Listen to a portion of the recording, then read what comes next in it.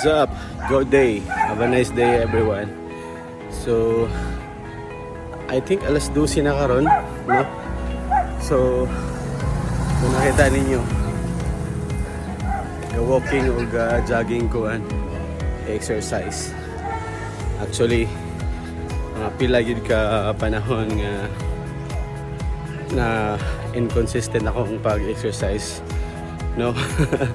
Kaya katong time nga na niwang ko, ni gamay ko, ni under pod ang ako ang struggle sa pagkaon na to. Lami igay kaon. So ang hitabo is ni kuan, ni lubo, ni tambok balik kay kuan nagugko ato 58 nagugko ato. So niwang na kay ko ato nga time. And then karon ni balik ko ka dako. Nagpotog 69 man ata ako karon. So dako kayo og na akuan.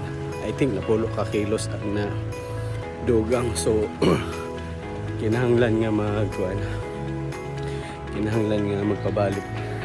So katong time nga naniwang ko, nanghitabo ato kay daghan nagingon nga kanang murad akong nasakit ana, but in reality akong feeling nga to tsada kay akong paminaw ato kay gaan niya, gaan sa paminaw ako an kay ko ba energetic kay ko ato nga time. So mo ato akong gusto balikon.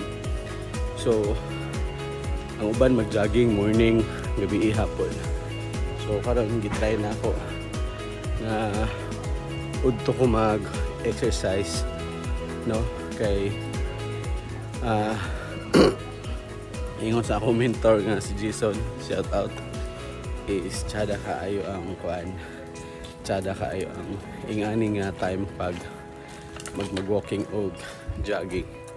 So way back mga pila ka panahon sa sinaunang panahon, kung nakabantay ta, walay tambok.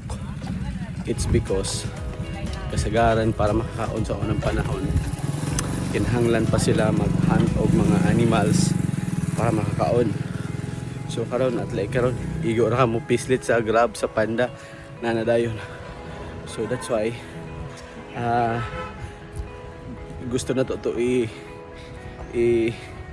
balik ato ang lawas sa unang gamay karon bugat na. So ang challenge karon is kining pleasure mo, yun ay challenge karon kay halos tanan tao di na sila gusto nga alisdan, di ba? Ang ilang gusto ron kanang malamian. So usahay pod ang kalami once nga masubraan dili pod maayo sa lawas. So as of now continue ta sa atong journey nga mobalik atong lost weight. So bye, God bless.